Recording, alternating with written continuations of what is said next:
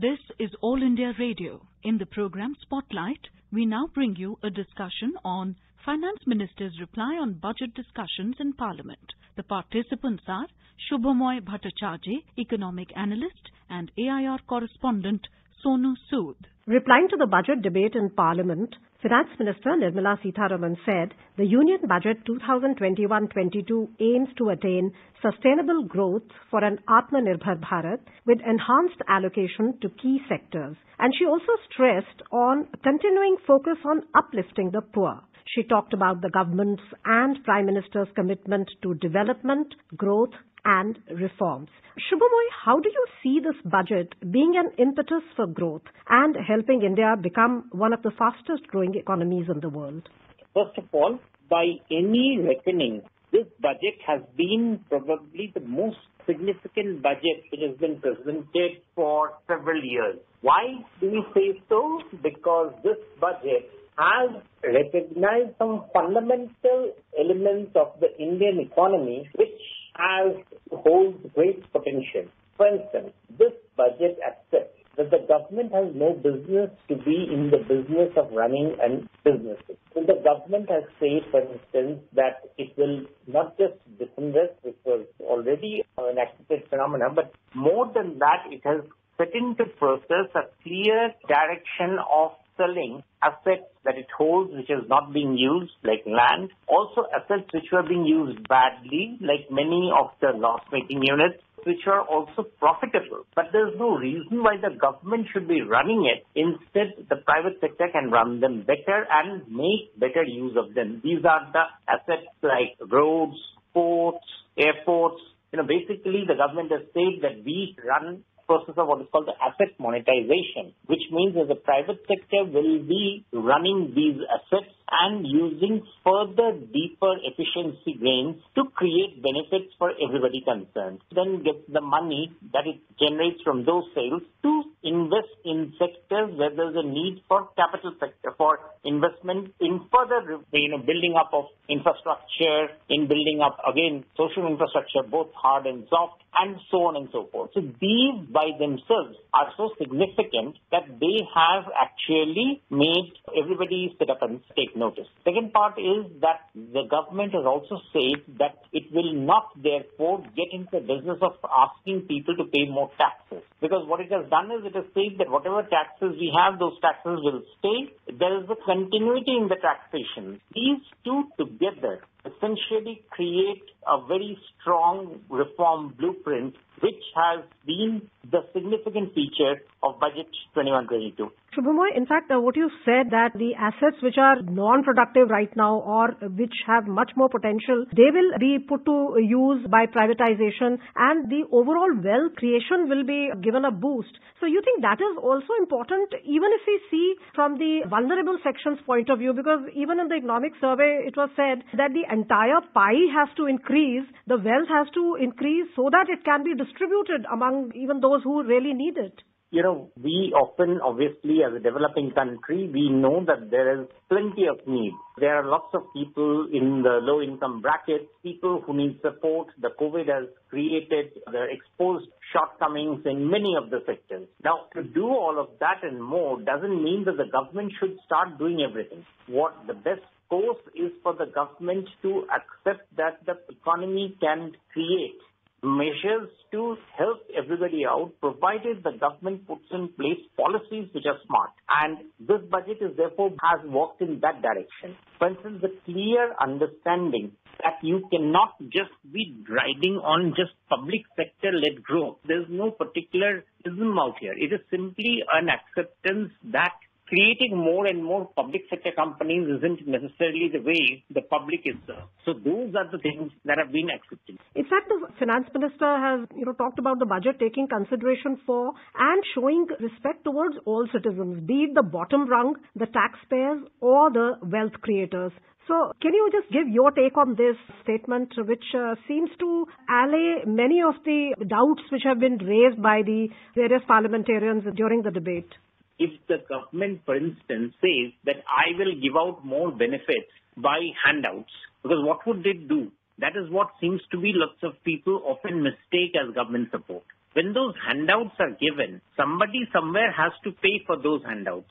And those handouts are then, they are financed by raising taxes or they create inflation. In both cases, they create whatever is giving out as handouts essentially ends up not helping the people because the amount of support that comes is much less than the amount of distortion that it creates. For instance, the scheme to help the Swanidhi scheme, to help the people who are at the lowest income group, which is basically those who sell hawk products on thelas, on rickshaws, these sort of people, you are not going to help them by giving them a one-time support. Instead, it's a better thing by giving out a loan. Now, it might seem a difficult thing, but it is practical because what it does is it creates an incentive for those people to in products which will give them a sustaining income year over year. These schemes should not be financed by moneylenders and others who skim them. When the government gets into the business of helping them and the government stays away from trying to run overarching companies which can be run by the private sector. So, for instance, the government should be, help the poorest people, but should not be in the business of running an airline or running a huge railway network. How does it help? The government will be much better off helping those who really need it rather than trying to do these sort of massive mega things, which creates a distortion in the market. And that is what the government this time has clearly understood that it needs to avoid.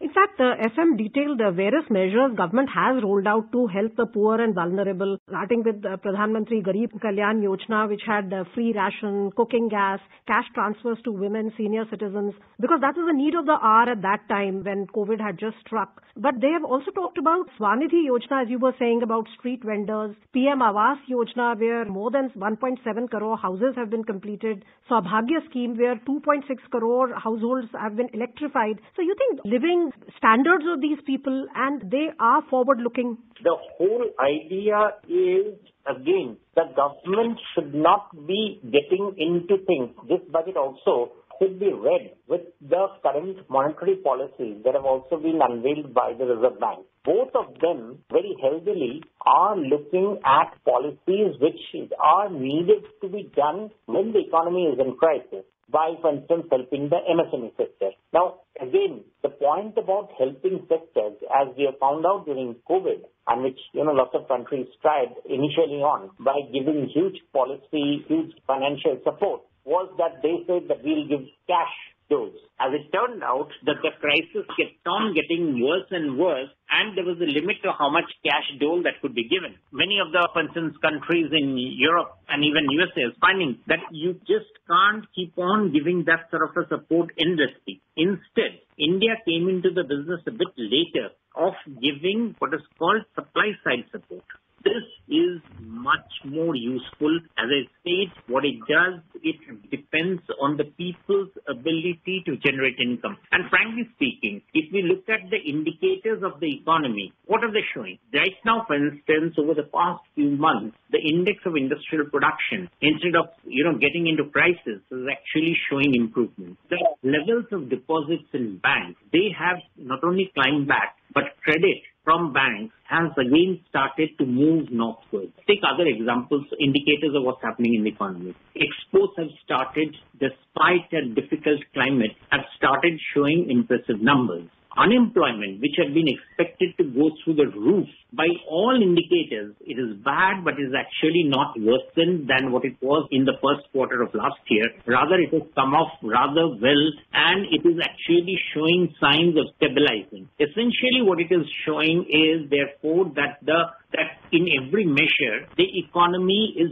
turning out to do better. It is not the time now to try stuff, major demonstration effect, and again create a problem. Rather, it is necessary to help the economy repair itself. This budget is essentially doing that job very well because it doesn't do any flamboyant exercises of trying to move resources from one sector to another. And that is what was needed. It instead does a very good homework of saying what the government has, where the government shortage of money is. It has made itself very clear. Because it has made it very clear, the market has started trusting the government numbers. This is very important because if it doesn't happen, then when government raises credit, the inflation rate, bond yields rise. There are all sorts of things that happen which we can't go into in this case, in this such a short discussion. But it makes economic agents within the country and abroad start suspecting the government's arithmetic. And when that happens, the government's ability to control the fiscal measures and tamp down on inflation, which is so necessary.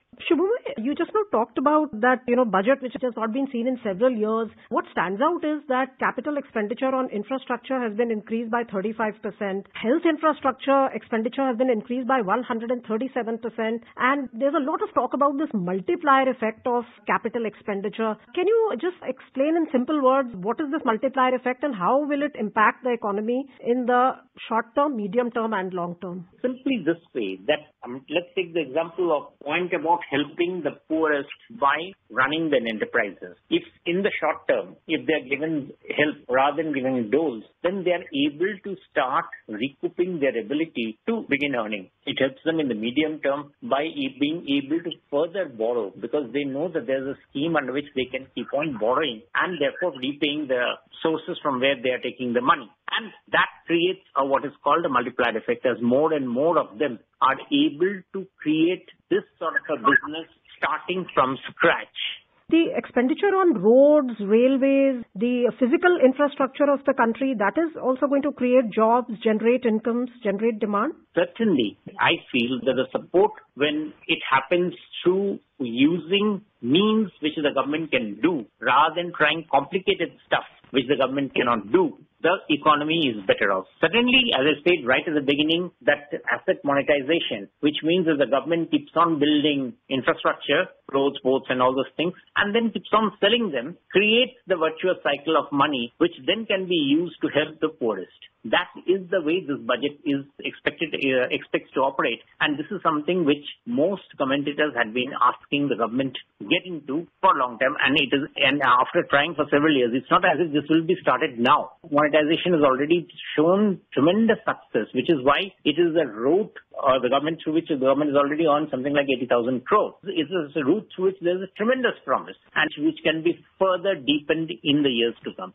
Subramanian, this budget is also unusual in the sense that there were 4 mini budgets before this February budget came because of the COVID situation. So you feel that given the unusual COVID situation, the fact that so many budgets have come, mini budgets as we can say, relief measures have come periodically, it has been the right strategy for the government? Of course, basically, this is the year when there is so much, what should we say, shattering of output because of COVID. And because of that, most governments across the world are desperately trying to find out ways to sort of put the economy back on rails. The measures that the government has taken over the past few months, and that's something which is very significant, has actually helped considerably, and that's what is making, if you look at commentaries by rating agencies like Standard & Poor's, that also saying the same thing, that yes, these are the ways to go about it. So we can be most pleased about the set of measures. Obviously, within this, there will be certain things that will not be perfect. For instance, we can have questions about whether the government will be able to do things like asset reconstruction companies or even DFI, the Development Financial Institutions. But then those are some things on which we shall have to, it's something that will have to be seen out. But the very blunt refusal to look for redistribution through using more and more taxation and fiscal transfers and instead going in for a clear economic policy which says that it will not be based on handouts but will be based on making all parts of the economy function better is what makes this budget stand out. Thank you so much, Subramanian, for this in-depth discussion. Thank you. You were listening to a discussion on Finance Minister's reply on budget discussions in Parliament. The participants were Subramanian Bhattacharjee, economic analyst, and AIR correspondent Sonu Sood. This program was produced and presented by the News Services Division of All India Radio. You can listen to it on our mobile app, News on AIR. This program is also available on our website, newsonair.com. You may email your opinion about this program at airnsdtalks@gmail.com.